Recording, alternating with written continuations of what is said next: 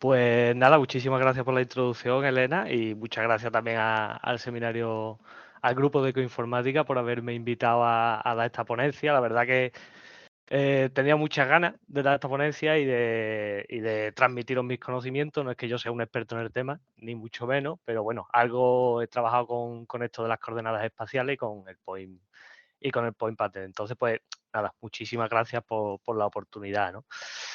A ver, a fin de cuentas, como bien ha dicho, a ver, ahí. Como bien ha dicho Elena, pues conseguí la FPI en el año 2017 con la Universidad de Jaén y bueno, he estado trabajando pues con interacciones planta-planta y con interacciones planta-organismo, ¿no? En general.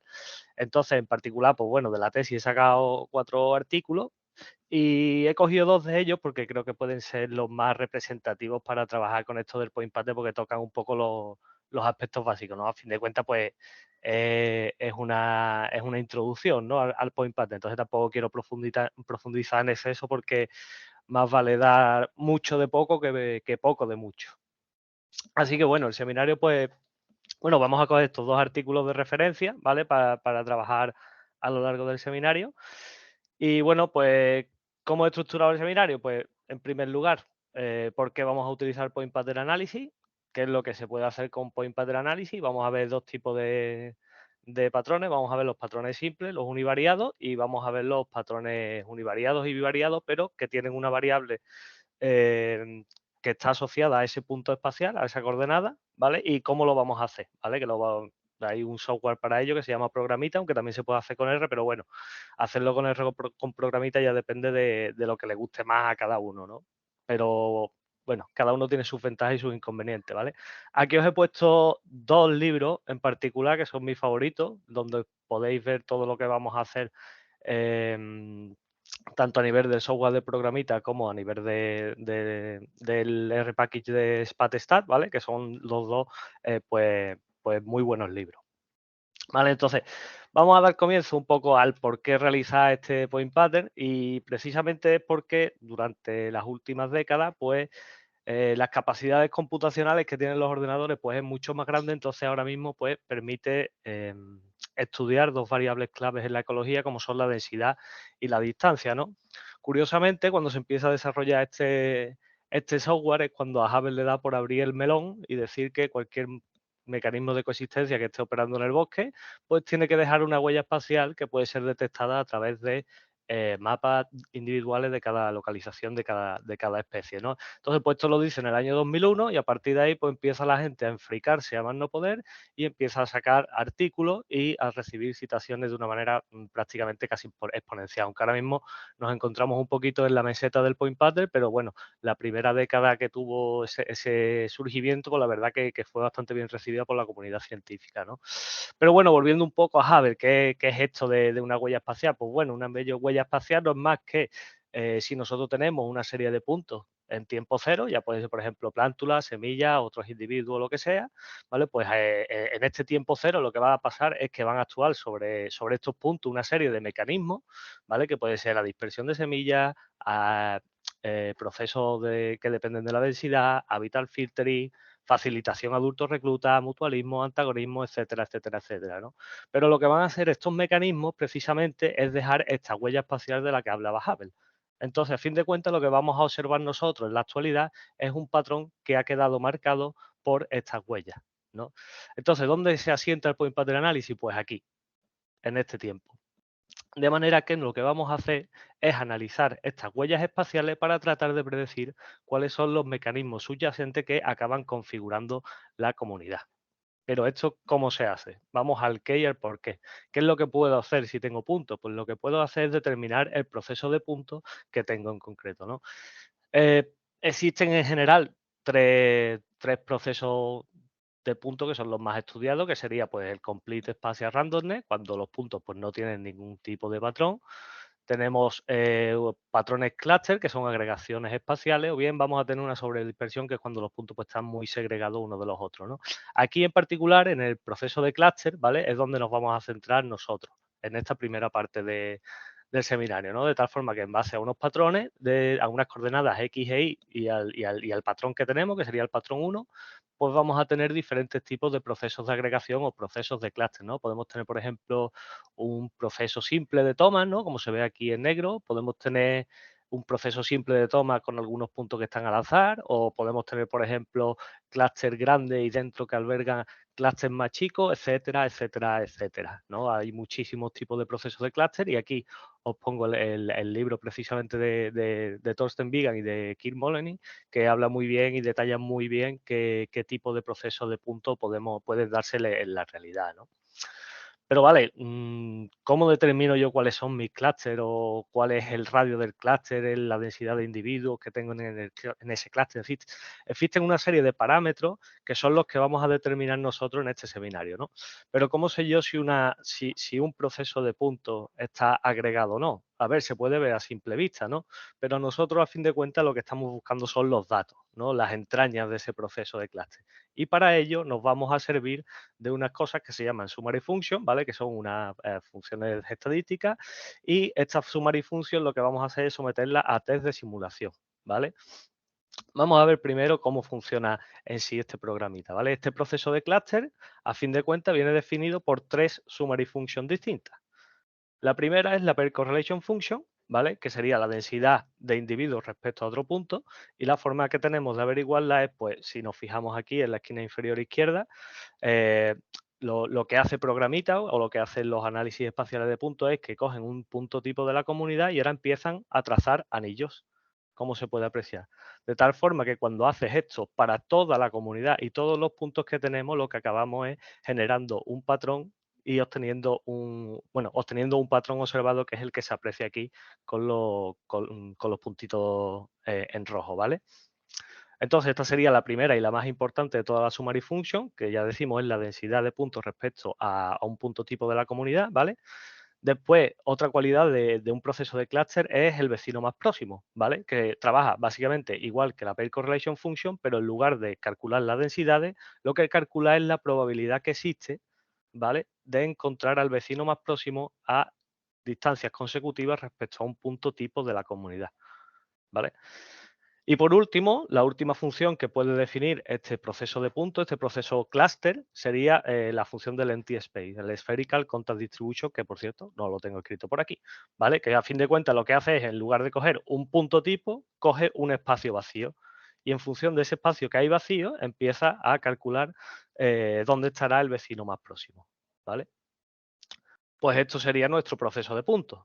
Sin embargo, para saber si se ajusta bien o no, estos datos observados tenemos que testarlo. ¿Y cómo los testamos? Pues haciendo simulaciones, ¿vale? En este caso he puesto como ejemplo 999 simulaciones, pero bueno, se pueden poner otras varias y coger distintos valores, ¿no? Pero bueno, a fin de cuentas, ¿cómo trabaja Programita o los análisis espaciales de patrones de puntos?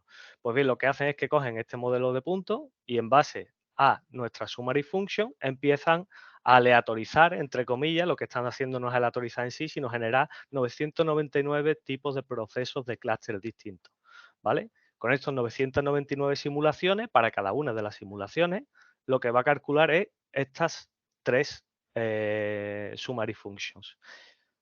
Y lo que vamos a hacer, bueno, o lo que hace, mejor dicho, Programita, es coger la media. No sé si se aprecia, pero aquí hay una línea gris, ¿vale? Que va a lo largo de toda esta gráfica, ¿vale? Cogemos nuestra media, que viene aquí, y cogemos el valor número 25 más alto y más bajo de esas 999 simulaciones para cada una de las funciones que hemos descrito, ¿vale? Y en base a esto, pues vamos a construir nuestros intervalos de confianza, que son estos de aquí, ¿vale?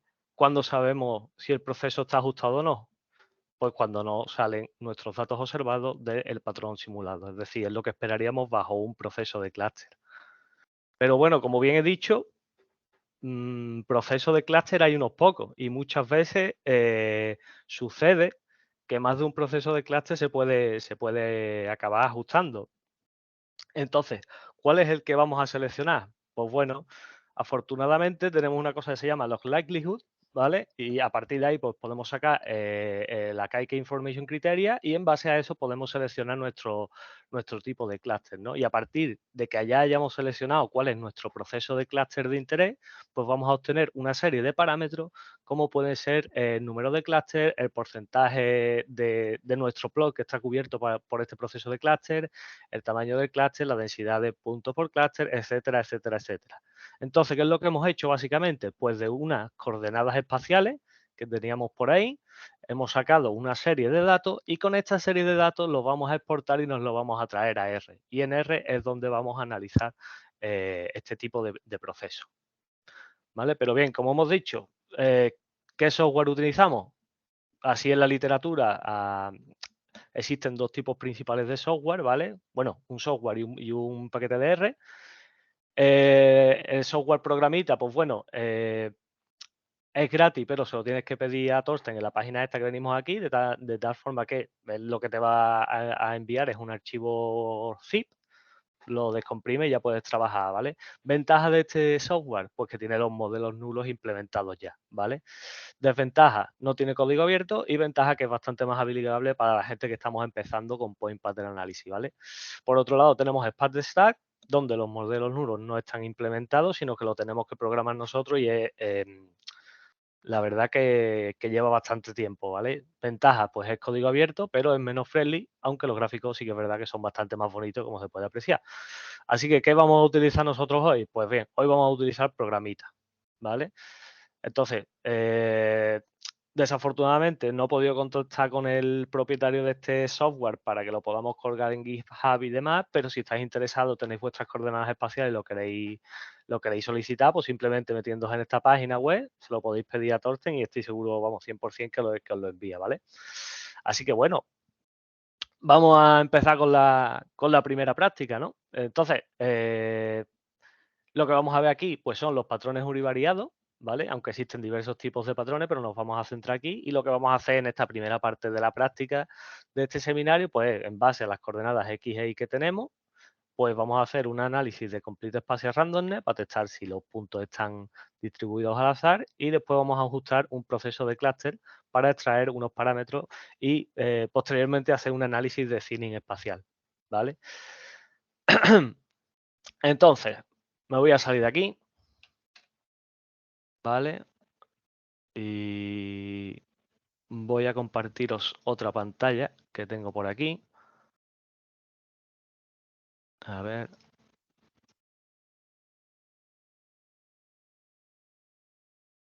Pantalla 1. ¿Veis todo? Espero que se vea la carpeta, no sé si se ve. Sí, sí, se ve. Sí, vale, perfecto. Pues a ver, en esta carpeta básicamente, bueno, Thorsten me ha mandado el programita y junto con el programita además me viene un manual de cómo usar programita, ¿vale? Os lo recomiendo, la verdad que es bastante sencillo si sigues los pasos que te dicen, aunque bueno, vamos a explicar paso por paso en qué consiste este análisis espacial, ¿vale? Entonces vamos a hacer la primera parte de la práctica, que sería el Univariate Cluster. Bueno, hasta aquí, ¿tenéis alguna duda o algo? No sé si he ido muy rápido y demás, que me embalo mucho. No, vale. Pues bien, bueno, este es el programita, ¿vale?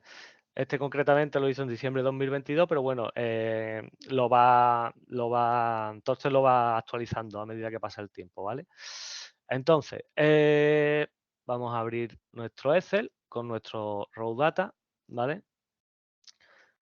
Entonces, tenemos unas coordenadas X, Y, ¿vale? Que son las que queremos analizar. Este muestreo pues lo hemos hecho con una resolución de 0,33 metros, de tal forma pues que en un cuadrado de 50 por 50 metros hemos hecho una celdilla de 0,33 metros cada una. En total pues son 151 celdillas, ¿vale? Correspondiente a 50 por 50 metros y a esta resolución de muestreo. ¿Qué es lo que vamos a hacer? Pues en primer lugar vamos a seleccionar nuestras coordenadas, las vamos a copiar y nos las vamos a traer a otra pestaña, ¿vale?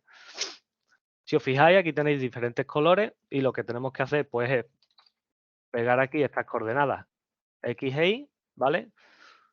Describirle qué patrón es, en este caso sería el patrón 1, ¿vale? Y vamos a arrastrar todo esto hasta abajo del todo, ¿vale? Como no estamos tratando con un análisis de marcas cualitativas o cuantitativas, esa columna corresponde a un 0 ¿vale? Y en la primera fila lo que le vamos a indicar pues es el tamaño máximo y mínimo de la parcela, es decir, la X mínima es 50, la X mínima es 0, la X máxima es 50, la Y mínima es 0 y la Y máxima es 50, ¿vale?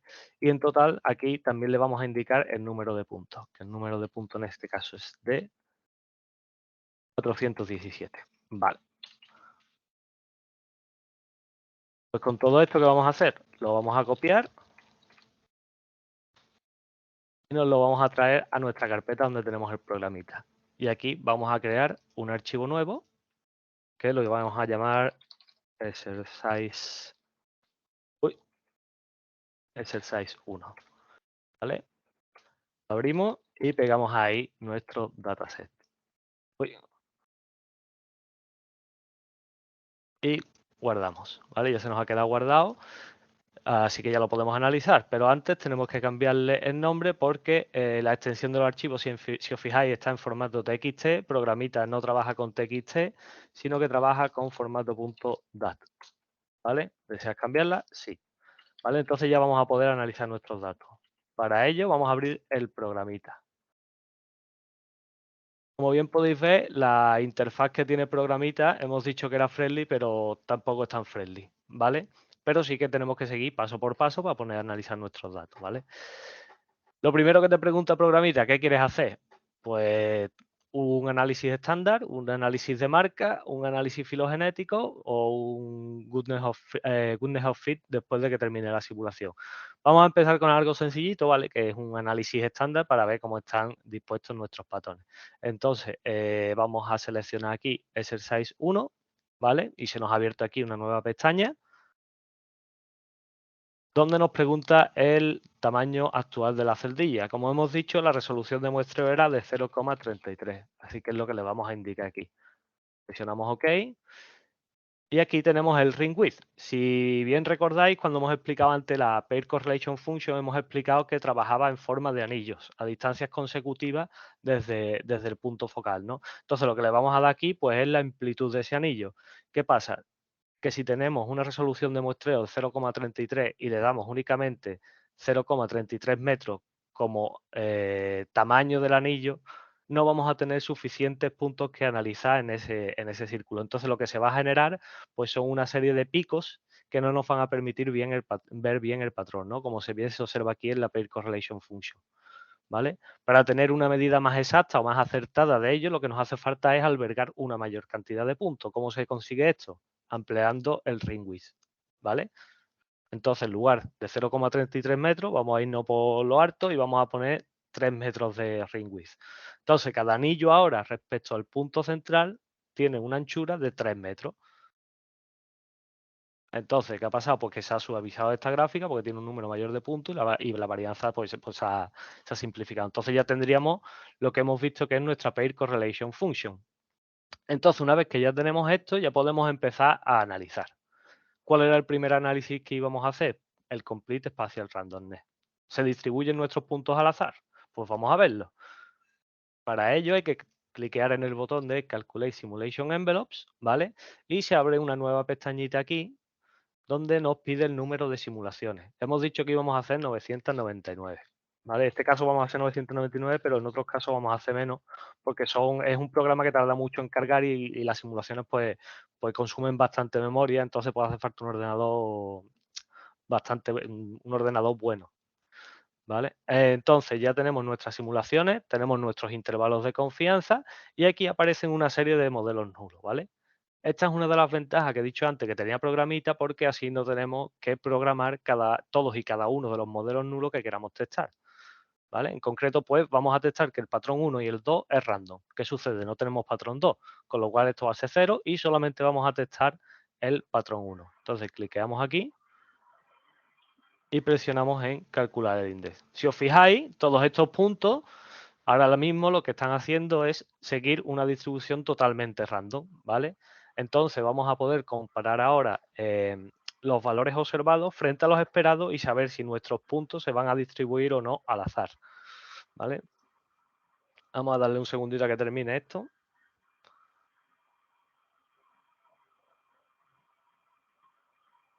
¿Vale? Entonces, ¿qué estamos viendo? Pues bien, obviamente nuestros puntos van a ser... ¿Hay alguien que tiene por ahí el micro abierto? Y se me está metiendo ruido. Ay, gracias. Entonces, tenemos ahora la Pair Correlation Function, tenemos nuestra media de todos los valores de las 999 simulaciones y tenemos el valor número 25 más alto y más bajo. ¿Qué es lo que se observa aquí? Pues bien, que entre distancias de 0 hasta 8 metros aproximadamente, la densidad de individuos respecto a un individuo focal es mucho mayor a la esperada por un modelo nulo. ¿Vale? ¿Y cómo se sabe si esto es significativo o no? Pues la cosa va de cajita, así que si le damos al Goodness of Fit Test, se nos abre otra ventanita, cliqueamos en UNI y le damos a Calculate Goodness of Fit. Y aquí nos aparece el p-value, lo cual nos dice que como se sale de los valores esperados y de los simulation envelopes, pues es significativo, por lo tanto nuestro patrón no es un patrón totalmente espacial, ¿vale? Si queremos mirar el effect size, en lugar de simplemente la pair correlation function, pues podemos utilizar el test el test de student, ¿vale?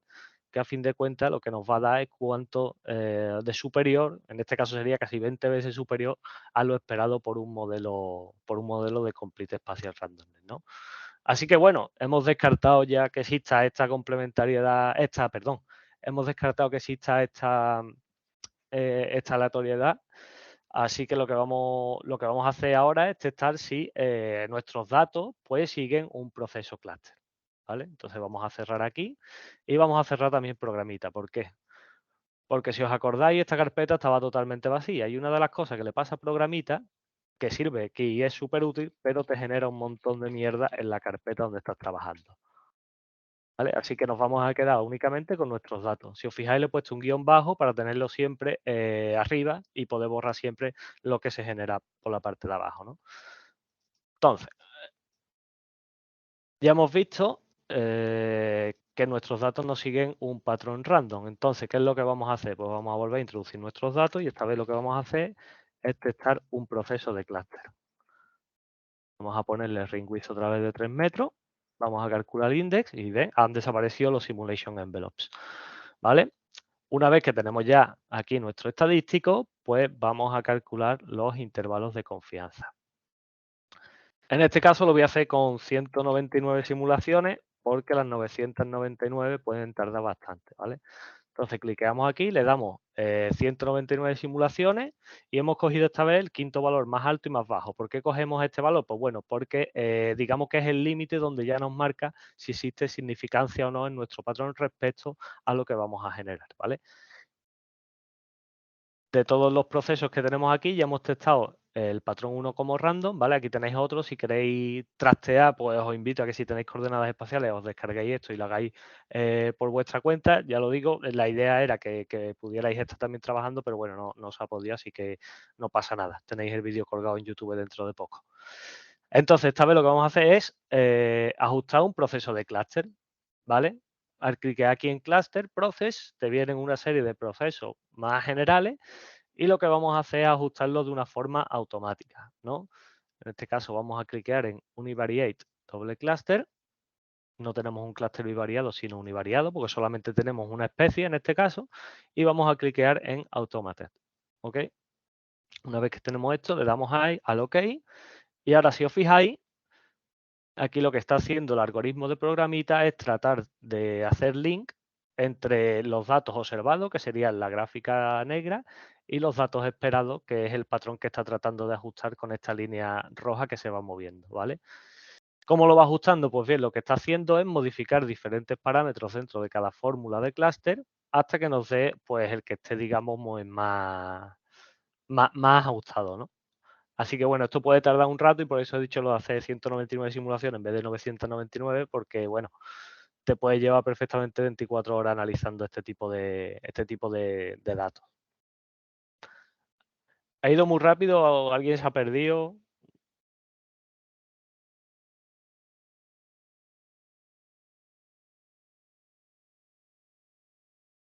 Nada, vale. Entonces, como bien podemos apreciar, pues bueno, nuestras gráficas ya están bastante bien ajustadas, ¿vale? Entonces vamos a cliquear en OK, ¿vale? Y vamos a calcular una serie de análisis, ¿vale? Series of Analysis. ¿Por qué? Porque como hemos dicho, existen muchos procesos de puntos distintos, existen muchos procesos de clúster que son distintos. Entonces, mejor que ponernos nosotros a buscar este tipo de procesos de puntos que mejor ajustan nuestros datos, ya que Programita tiene esta opción la vamos a hacer de forma aleatoria, de forma automatizada, perdón. Entonces, al cliquear en Series of Analysis, aquí se nos abre otro desplegable y cliqueamos en File List, ¿vale? Y seleccionamos Exercise 1 Data. El trunk name que le vamos a poner pues es el de nuestros datos, que sería Exercise, ¿vale? Y una vez que tenemos esto seleccionado, aquí tenemos diferentes tipos de clúster, de procesos clúster que podemos analizar, ¿no? En concreto, pues yo voy a analizar uno de los más sencillos, que es un clúster single sencillo, con una distribución de negative binomial, ¿vale? Los procesos de cluster pueden seguir diferentes tipos de distribuciones, Poisson, gaussiana o negative binomial, y esta en particular, pues ¿por qué es interesante? Porque este tipo de distribución permite ajustar diferentes parámetros que se llaman de clamping, ¿vale? Que digamos que es la agregación entre puntos que existen dentro de los clústeres, ¿vale? Es un poco complejo, pero bueno, es la más útil y la que más se puede llegar a, a aceptar. Entonces cliqueamos en ambas casillas, presionamos OK y calculamos index. Y si os fijáis, otra vez empieza a automatizarse. Si comparamos este tipo de patrón con el que hemos generado por Complete Spatial Randomness, la verdad que se ajusta bastante más. Con lo cual es de esperar que la summary function que tengamos ahora, la summary statistic, casen más con la realidad que los análisis de Complete Spatial Randomness. Vamos a darle un poquillo de tiempo a que termine de hacer todas estas pruebas. Ahora mismo lo que está haciendo pues es ajustando estos diferentes tipos de procesos de clúster y en base a estos procesos de clúster pues vamos a seleccionar cuál es el que más nos gusta y una vez que tengamos el que más nos gusta porque es el que mejor casa con nuestros datos observados, vamos a poder extraer unos parámetros y a partir de esos parámetros es lo que vamos a poder analizar con otro tipo de análisis estadístico que no son espacialmente explícitos como estos, ¿vale? Bueno, pues ya ha terminado de ajustarlo todo y ahora nos preguntaremos, pues bueno, ¿esto a dónde va? Pues bien, esto se ha ido a nuestra carpeta. Como bien he dicho, Programita genera un montón de mierda en nuestra carpeta, pero genera cosas muy buenas. En concreto, este archivo de aquí, Summary Fit Double Cluster Exercise, ¿vale? Es el que nos va a servir. Esto es un batiburrillo muy grande de cosas, así que lo que vamos a hacer es copiarlo todo, ¿vale? Control E, Control C, y nos lo vamos a llevar a nuestro raw data, ¿vale? Y aquí en hoja 1 lo vamos a suprimir y vamos a pegar nuestros datos, ¿vale? Se ve de una forma más clara, pero todavía no del todo clara, así que vamos a separar el texto en columnas. Delimitado siguiente y lo vamos a delimitar por coma. Siguiente. Finalizar. Aceptar. Ahora se ve todo bastante más claro, ¿vale? Lo que nos acaba de descubrir Programita es una cantidad de datos que en principio puede llegar a dar hasta miedo, ¿vale? Pero que tampoco es necesario ahora mismo de echarle toda la cuenta que se merece, ¿vale? Porque, como hemos dicho, se trata de un seminario de introducción y no de profundización, ¿no? Entonces, si os fijáis bien, aquí, por ejemplo, de la fila 2 a la 5, ¿vale? Estas 4 filas de aquí corresponden con 4 funciones estadísticas y estas 4 funciones estadísticas se corresponden a este tipo de proceso de clúster, ¿vale? Tenemos en la primera columna el tipo de clúster, el nombre, el número de puntos que se han analizado del patrón 1, del patrón 2 obviamente 0, y estos son los parámetros de la Negative Binomial Distribution, ¿vale? Cuanto más alto sea este parámetro, lo que va a indicar es que existe menos agregación dentro de estos clústeres, ¿vale? También tenemos el número de puntos aislados, la fuerza de cada uno de estos patrones y tenemos lo que más nos interesa, que sería el sigma y el rho. ¿Vale? El sigma lo que te marca, digamos, que es el radio del clúster y el rho te marca la intensidad de los puntos que tiene el clúster, ¿no? Entonces, pues vamos a dejarlo esto aquí marcadillo, ¿vale? Esto sería el sigma del clúster grande y la intensidad de puntos dentro del clúster grande, mientras que el sigma S y el rho S serían el radio del clúster y la intensidad de puntos del clúster de los clústeres que están dentro de los clústeres. Que esto parece un poco locura y lo es. Pero bueno, una vez que lo entiendes, es como la curva de aprendizaje de R, ¿no? Al principio es muy lentilla, pero a medida que vas profundizando, pues vas adquiriendo habilidades, ¿vale? Y aquí tenemos también la R cuadrado, que digamos que es el ajuste de bondad entre nuestra summary function, entre el valor observado y el esperado, ¿no? ¿Cuál es la que más nos interesa? Esta en particular, ¿vale? Si está bien ajustado, pues guay. Si está mal ajustado, mejor no fiarse de ese proceso de clúster, ¿vale? Pero ¿cómo seleccionábamos cuál era el que más o menos nos gustaba? Pues bien, para eso había que irse a la log likelihood, si mal no recordáis, ¿vale? Entonces, en este caso, pues la log likelihood más positiva es la que nos va a marcar un determinado, qué proceso de clúster es el que mejor se ajusta a nuestros datos, ¿vale? Entonces, pues lo que hacemos es buscarla. Obviamente, este proceso de puntos, estas 4 summary functions van a tener el mismo log likelihood, ¿vale? Y si mal no veo, parece ser que este proceso de aquí es el más acertado y el que más casa con nuestros datos, ¿no? Entonces, ya sabemos que el single cluster negative binomial con estos parámetros es el que mejor define nuestro proceso de punto, ¿vale? Y además tiene una R cuadrado bastante ajustada, como se puede ver aquí, ¿vale? Pero como bien hemos dicho, lo que más nos interesa de aquí era el sigma y el rho, que digamos que sería la intensidad, el sigma es el radio del clúster y el rho, perdón, y el rho es la intensidad de punto. Así que vamos a copiar estos dos datos de aquí y nos lo vamos a llevar a un Excel que tengo aparte, ¿vale? Donde lo voy a pegar. ¿Vale? Una vez que tenemos esto, ya podemos saber cosas como la fuerza que tiene ese proceso de clúster, el radio que tienen los clústeres grandes, los pequeños, el número de clúster que hay y la densidad de puntos por metro cuadrado, ¿vale? En base a unas fórmulas matemáticas. No me voy a poner a describirla porque nos podemos volver un poco locos, ¿vale? Por eso siempre hago referencia a que lo mejor es mirarse siempre libros. El libro de Vigan lo define muy bien. O sea que si estáis interesados, de verdad, echarle un ojo. ¿Vale? Entonces, pues esto lo que lo hemos hecho, este tipo de ajuste lo hemos hecho para todas las especies de la comunidad de plantas leñosas que tenemos en Jaén, ¿vale? Entonces, este en concreto correspondería a Filidea latifolia, así que lo que yo hago es poner Filidea latifolia, ¿vale? Latifolia, no latifolia. El cluster pros hemos dicho que es un single cluster con negative binomial, ¿vale? El número de puntos son 417 y ahora el sigma rho y el sigma y el rho del proceso, ¿no? Entonces, pues vamos a copiar estos dos datos y los vamos a pegar, ¿no? Entonces, una vez que ya hemos ajustado nuestro proceso de clúster, ¿vale? Ya sabemos que era este, hemos extraído estos parámetros y ya sabemos cuál es el radio del clúster, el número de clúster y la densidad de puntos por clúster, ¿vale? Que es esta que tenemos aquí, sería de 0,30 individuos por metro cuadrado. O sea, que es una densidad pues, bastante realista. Así que bueno, a priori parece que es bastante confuso. Ya os digo, una vez que vas adquiriendo destreza y demás, pues vas aprendiendo cada vez más a cómo ajustar este tipo de proceso y puedes sacar pues datos que no se pueden sacar de otra forma, como es este parámetro de aquí, ¿no? Y en concreto este parámetro es muy útil. ¿Por qué? Porque nos vamos a volver ahora al análisis al PowerPoint, ¿vale? De tal forma que, ¿qué es lo que hemos hecho? Así, resumiendo un poquito. Pues hemos preparado nuestros datos, los hemos analizado, hemos ajustado los clústeres, hemos sacado esos parámetros y esos parámetros los hemos sacado tanto para los reclutas de una especie como para los adultos de otra misma especie, ¿vale? Si esto lo extrapolamos a nivel de comunidad, pues vamos a poder hacer otro tipo de análisis. Por ejemplo, los análisis de spatial thinning, ¿vale? Que es el espacial... Uy, vamos a poner esto en grande. Un segundito que os voy a compartir la otra pantalla mejor.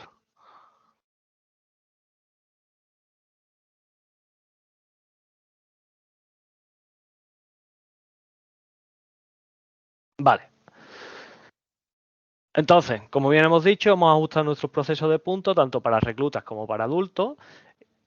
Hemos extraído esos valores que nos interesan y entonces lo que podemos hacer ahora es calcular cómo varía esa densidad de puntos de los reclutas respecto a los adultos, ¿no? Entonces lo que vamos a hacer es analizar analizar el thinning espacial que tienen estas especies, ¿no? Cómo va amedrentando esta densidad de puntos conforme las especies se van haciendo más grandes, ¿vale? Entonces, una vez que tenemos hecho esto, pues se nos plantean una serie de preguntas ya más desde el punto de vista de la ecología que desde el punto de vista puramente analítico, ¿no? Por ejemplo, la primera pregunta que se plantea, pues, ¿siguen los adultos y los reclutas el mismo proceso de puntos? Una segunda pregunta, ¿los mecanismos de dispersión de semillas pueden llegar a condicionar este thinning de espacial, es decir, esta pérdida de la densidad de clústeres desde los reclutas hasta los adultos o no? ¿Qué puede llegar a generar esto? Y por último, este spatial thinning, esta disminución de reclutas por clúster respecto a los adultos, puede llegar a condicionar las interacciones entre adultos ya cuando están más avanzada la comunidad o no. Esto lo vamos a ver mediante el paper que tenemos publicado, ¿vale? Y esta parte de aquí, que también es de ese mismo paper, pero que ya corresponde con otro tipo de análisis, que son de patrones bivariados y de esquemas de clasificación, lo vamos a ver otro día, ¿vale? Porque si no es que no creo que dé tiempo. Entonces, a fin de cuentas, ¿qué fue lo que obtuvimos aquí? Vamos a ver un poquito de luz a todo este mix de puntos, ¿no? Lo que hicimos fue, en este caso, pues nos trasladamos a la Sierra de Jaén y a la Sierra de Segura, ¿vale? Y georreferenciamos todos los reclutas de la especie y todos los adultos de las especies leñosas que aparecen aquí, ¿vale? Dividiéndolo entre especies de fruto leñoso, como Pinus halepensis, Quercus faginea o Quercus gil en Jaén y estos otros en Segura, y especies de fruto carnoso, que son las que tenemos aquí, ¿vale? ¿Y qué fue lo que obtuvimos así a en general? Pues bien, he tratado de simplificarlo un poco porque como nos petamos especie por especie, pues va a ser bastante lío. Entonces, pues lo primero que testamos fue si había un patrón random, un patrón sobredispersado o bien un patrón clúster. Obviamente, simplemente apreciando los datos que se ven en pantalla, pues siguen un patrón clúster, ¿vale? Calculando la densidad media a nivel de comunidad, pues obtuvimos que los fleshy fruit, los reclutas que son dispersados por frutos carnosos, pues tienen una densidad de individuos por clúster mucho menor a las que son dispersados por frutos secos. ¿Por qué? Pues probablemente por el tipo de dieta que siguen los pájaros, ¿no? O los agentes dispersivos como zorros o tejones, ¿no? Que acaban consumiendo esos frutos y acaban depositándolo lejos, mientras que las especies de frutos secos son todas prácticamente dispersadas por variocoria o por pulsos de viento, como los pinos o los arces, pues ese pulso de viento o esa barocoria lo que tiende es a agregar de una forma muy fuerte esos reclutas, ¿no? Entonces, esto fue lo que obtuvimos al examinar única y exclusivamente los reclutas.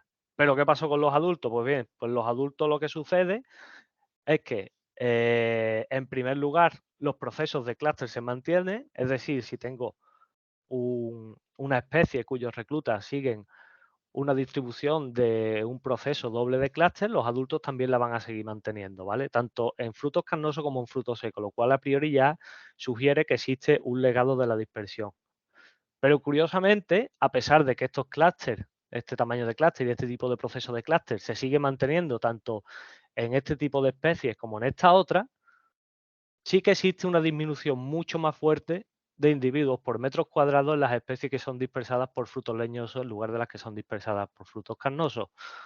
De hecho, esto lo que sugiere es que existe un espacio en thinning mucho más fuerte en las especies de frutos leñosos si consideramos las especies de frutos carnosos, ¿vale? Entonces, aquí podéis apreciar, pues estos individuos son, digamos que serían los que permanecen vivos, mientras que están en grises, pues son los que han palmado en ese aspecto, ¿vale? También pueden desaparecer otros clústeres, etcétera, etcétera, etcétera, ¿vale? Pero en norma general, las especies de frutos carnosos sufren bastante más estos fenómenos que dependen de la densidad si lo comparamos con los frutos carnosos. Por lo tanto, ¿qué es lo que sugiere esto? Pues este aumento tan considerable de la mortalidad lo que sugiere ya es que existen huellas de procesos que dependen de la distancia y de la densidad. Y en ese caso, pues los patógenos parecen ser que son los que se llevan el culmen de todo, ¿no? Y para ello, pues, ¿qué vamos a hacer? Pues esta vez, en lugar de centrarnos en los puntos y en lugar de tratar de ajustar tantos procesos y tantas historias, pues lo que vamos a hacer es conocer si estos patógenos dependen espacialmente de los puntos que estamos estudiando, ¿vale? Entonces vamos a dar lugar un poquito a la práctica 2, ¿vale?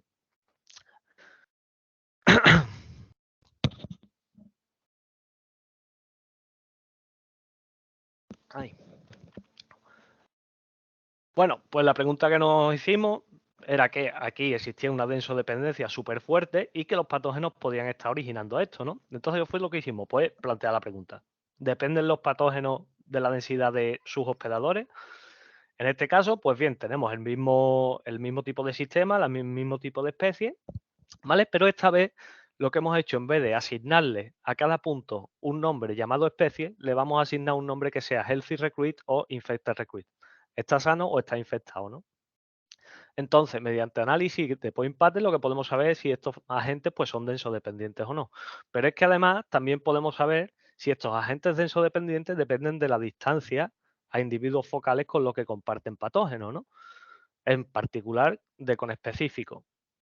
A fin de cuentas, lo que vamos a analizar aquí es la hipótesis de Janssen-Conner, quienes sugieren que la mortalidad causada por antagonistas compartidos es más fuerte en aquellos reclutas que están más cerca de adultos con específicos. Con lo cual, si estoy debajo de un adulto con específico, me voy a infectar más, voy a sufrir más durante mi etapa juvenil y consecuentemente no me voy a poder establecer. Todo lo contrario a lo que pasa si me voy lejos, ¿no? Por lo tanto, se trata de fenómenos que dependen de la distancia y de la densidad de las especies, ¿vale? Aquí en los dos artículos que estamos viendo viene todo bastante bien explicado por si queréis echarle un ojo más tranquilamente, ¿vale?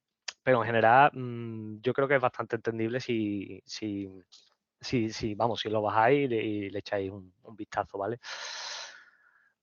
Entonces, ¿qué es lo que hemos hecho antes? Pues bien, antes lo que hemos hecho ha sido aleatorizar los puntos para ver cómo se distribuyen espacialmente, pero es que esta vez yo no estoy interesado en los puntos, estoy interesado en las marcas que corresponden a los puntos.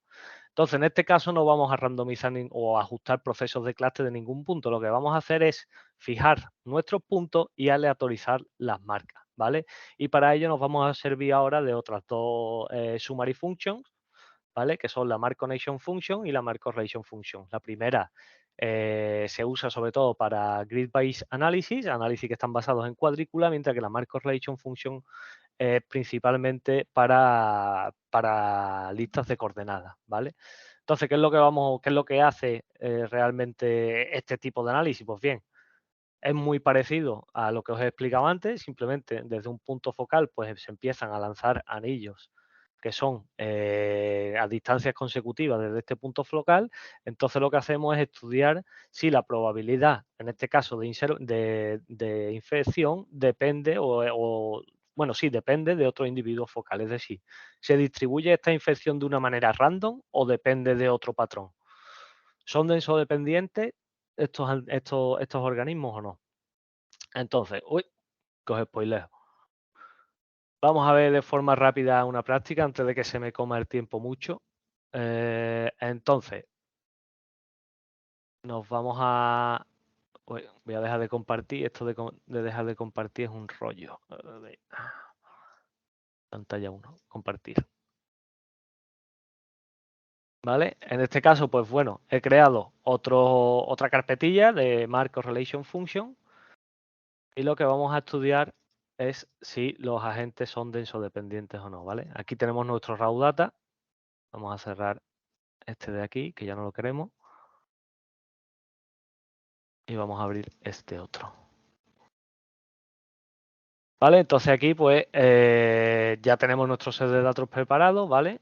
Tenemos aquí las coordenadas espaciales, el patrón y la marca, ¿vale? Entonces lo que hemos hecho ha sido copiarlo y lo hemos pegado aquí en exercice.dat, ¿vale? Esto vamos a cerrarlo también. Y vamos a abrir programita, ¿vale? ¿Qué queremos hacer ahora? Pues queremos hacer un estándar análisis con estos datos. Nuestra resolución de muestra hemos dicho que es 0,33 y nuestro ring width va a ser de 9. Ok, calculate, ¿vale?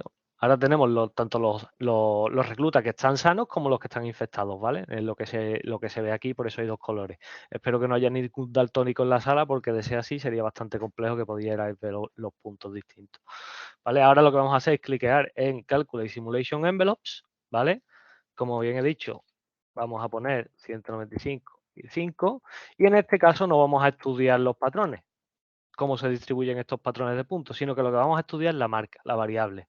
Y para ello lo que vamos a hacer es un random labeling, ¿vale? Que lo que hace es aleatorizar las marcas vamos, totalmente random y estudiar si existe una dependencia espacial o no entre puntos con respecto a esa marca, ¿vale? Entonces, no sé si se aprecia bien, espero que sí. El que es daltónico tiene un problema ahora mismo, pero bueno, que no puede andar cúnico, pero aquí lo que está sucediendo es que, bueno, los puntos verdes están intercalándose con los rojos y los rojos con los verdes, ¿vale? Y así durante 199 veces para poder calcular las funciones que vemos aquí, ¿vale?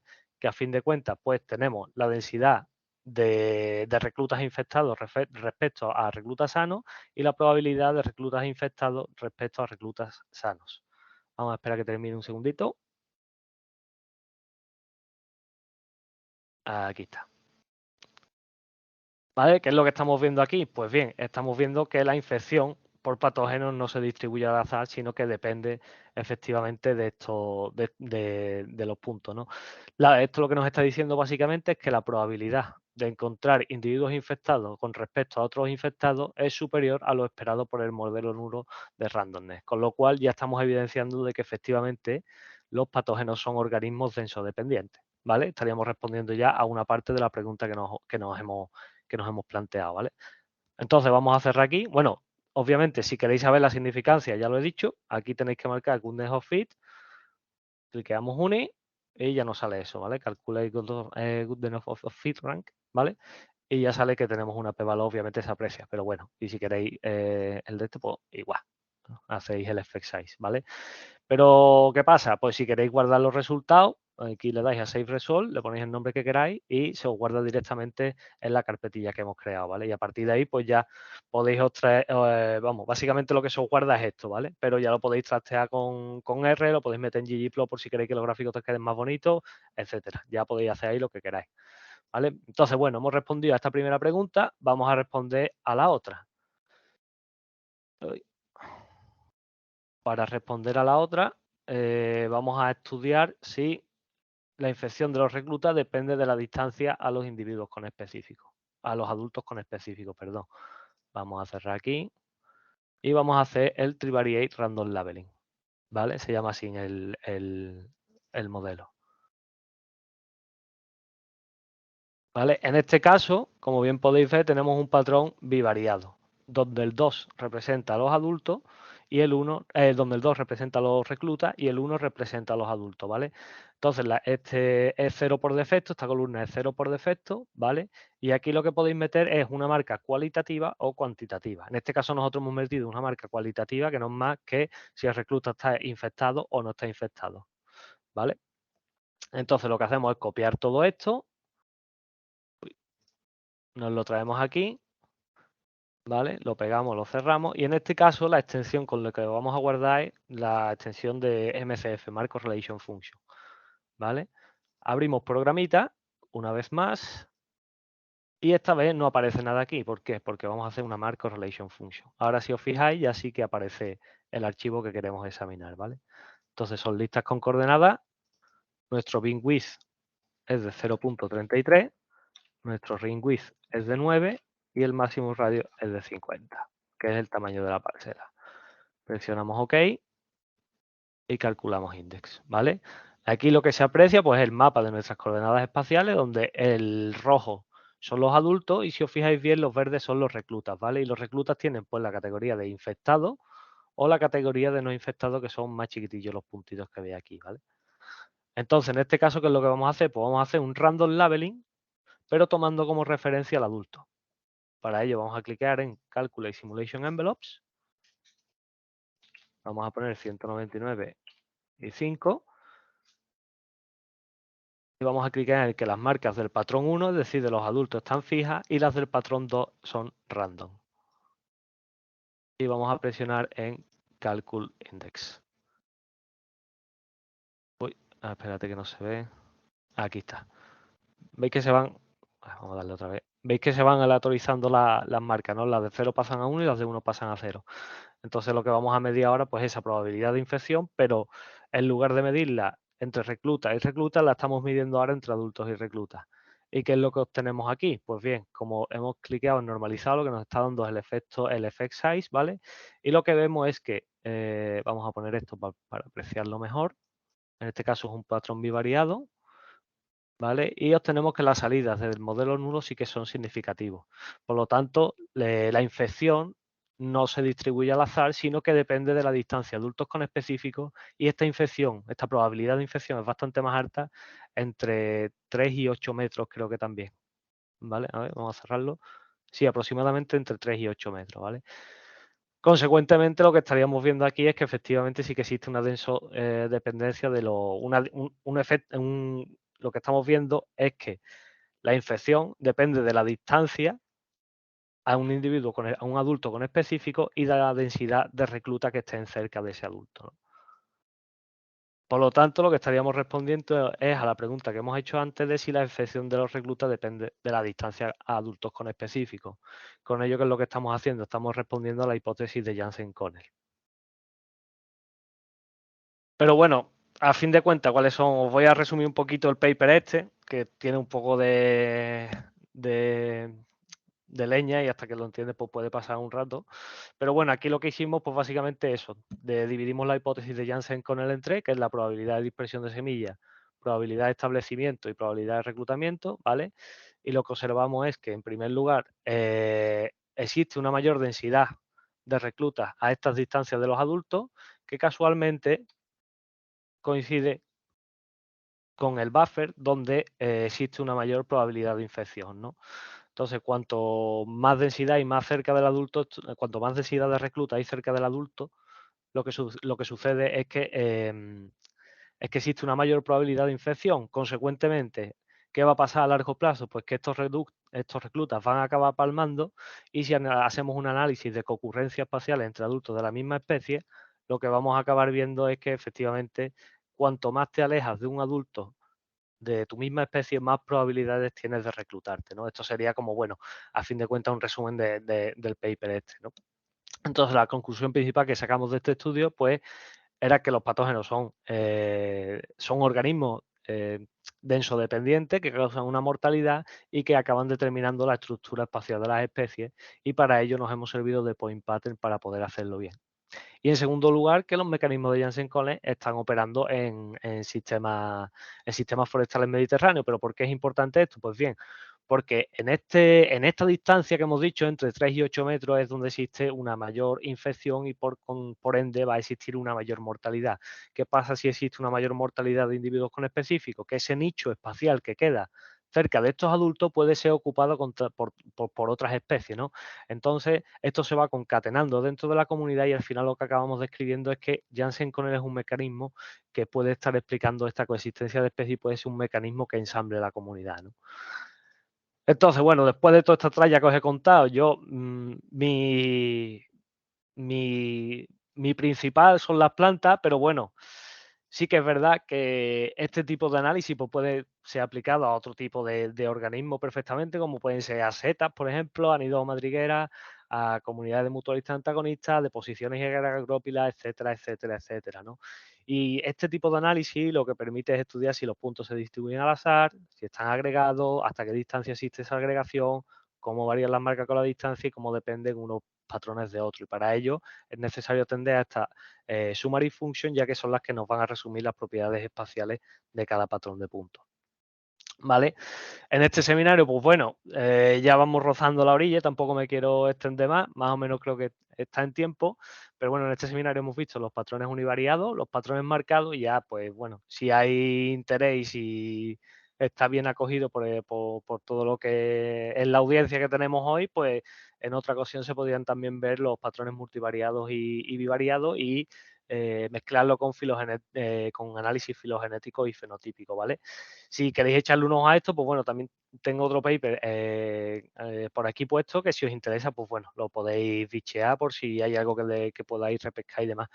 Y por mi parte nada más. Espero que os haya gustado, que hayáis aprendido un poquillo, aunque bueno, sí que es verdad que sin el programita delante pues bastante más complejo, pero bueno, este es mi correo, Así que cuando queráis me podéis escribir si tenéis cualquier tipo de duda, si queréis analizar datos, colaboraciones, lo que sea. Normalmente suelo responder bastante rápido, ¿vale? O sea que, y no tengáis miedo a preguntarme o decirme, Antonio, ¿qué puedo hacer si tengo esto y esto y esto? Vamos, que sois más que bienvenidos, ¿vale? Así que nada, muchas gracias por atender.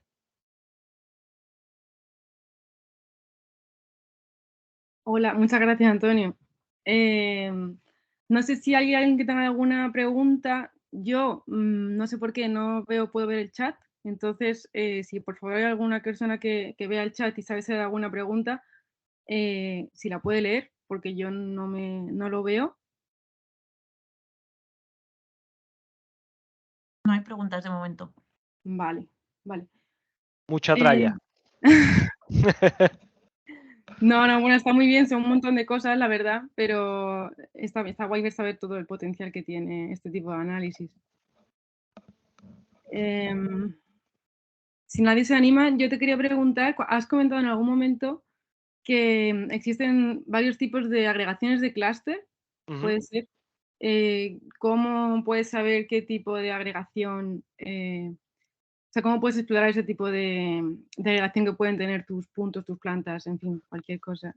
Pues, a ver, lo que hemos hecho en el primer caso ha sido tratar de ajustar un proceso de clúster simple, ¿vale? Ujú.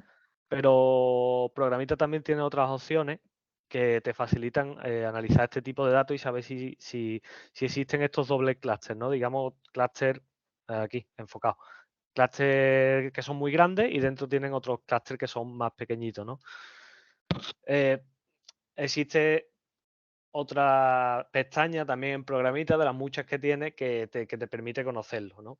Entonces, en base a eso, pues ya puedes sacar las diferentes summary functions con su respectivo log livelihood, calcular el cake y ya en función de eso ves cuál es el proceso de punto que mejor se ajusta al patrón observado que tienes. Vale, vale. Pero nada, si quieres echarle un ojo a los lentiscos que tienes, que sé que tienes por ahí lentiscos, Sí, eres más que bienvenida. vale, ya lo pensaré, lo pensaré. Tenemos una pregunta en el chat de Celia Vinagre que dice, ¿cuál es el mínimo de puntos que se tienen que tener para que funcione el programita? Muchas Efectivamente. gracias y que no sabes si lo has comentado. No lo he comentado. Muchísimas gracias por esto, porque la verdad que es importante también. El mínimo de puntos con el que puede trabajar Programita es 60, en teoría, ¿vale? Tienes que tener 60 puntos mínimos. ¿Qué pasa? Que muchas veces tienes menos puntos. Entonces ya pues la incertidumbre crece.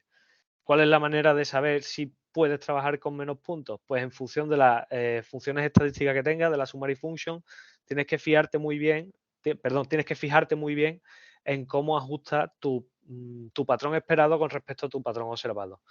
¿Vale? En particular, a nosotros eso nos ha pasado, ¿vale? Por ejemplo, con Kerku-Hilex no llegamos a 60 puntos, nos quedamos cerquilla, pero eso lo que hicimos fue mirar pues, las R cuadrado de cada una de las summary statistics, vemos que sí que casaba bien y que no eran datos descabellados. Entonces, pues bueno, ahí pues nos atamos un poco, nos pusimos un poco la manta a la cabeza y a tirar para adelante, porque bueno, sí que es verdad que el hecho de no tener a lo mejor 60 puntos pues te cohíbe un poco a no poder hacer estos análisis, pero al fin de cuentas puede llegar a ser salvable, ¿sabes? No es un obstáculo muy fuerte. No sé si con ello he respondido a la pregunta, Celia. Luego también Jorge Isla tiene la mano levantada, no sé si A ver. quieres hacer. No se te escucha, Jorge.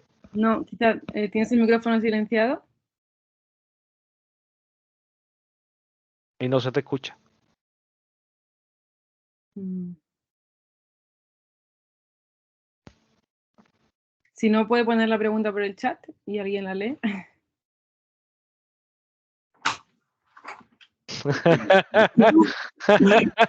Va a ser más rápido. Gracias, Antonio. Yo te quería preguntar por la resolución, que es una de las primeras cosas que nos has contado. Sí. Eso trasladado al campo, el tamaño de la celda que tú decías que estabas decidiendo, ¿qué significa? Eso es, a ver, a fin de cuentas, nosotros el tipo de análisis que hicimos, el tipo de muestreo que hicimos, lo que hicimos es coger una parcela de 50 por 50 metros ¿vale? Y en esa parcela de 50 por 50 metros hicimos celdas de 0,33 por 0,33 metros. Que Vale, son en total, pues, un chorro de celdas bastante grande. Vale, ¿vale? Es la ubicación de la celda, no es... O sea, tú dentro de esas celdas tenías presencia o ausencia de un juvenil, de una especie... Efectivamente, efectivamente. Que digamos que son casi coordenadas espaciales, no llega a ser una georreferenciación, pero sí que son coordenadas espaciales y puedes hacer este tipo de análisis sin tener que utilizar el grid-based análisis. Que de hecho este grid-based creo que lo explicó el seminario el mes pasado Fernández López. No recuerdo ahora mismo bien, pero creo que trataba un poquito con el grid-based análisis y está bastante relacionado y demás. Vale, gracias. Nada. Muy bien. ¿Hay alguna más pregunta más en el chat, Vero? No. Solo Celia ha dicho que sí, que te ha quedado claro. Estupendo. Bueno, pues nada, si te parece lo dejamos por hoy. Tenéis el email de Antonio para cualquier pregunta que le queráis hacer. Y muchas gracias por ofrecerte al seminario. Sí, hombre, a ver si se repite en otra. La próxima con menos tralla, ya que esté más suelto la cosa. Venga, estupendo. Muchas gracias. Muchas gracias a vosotros.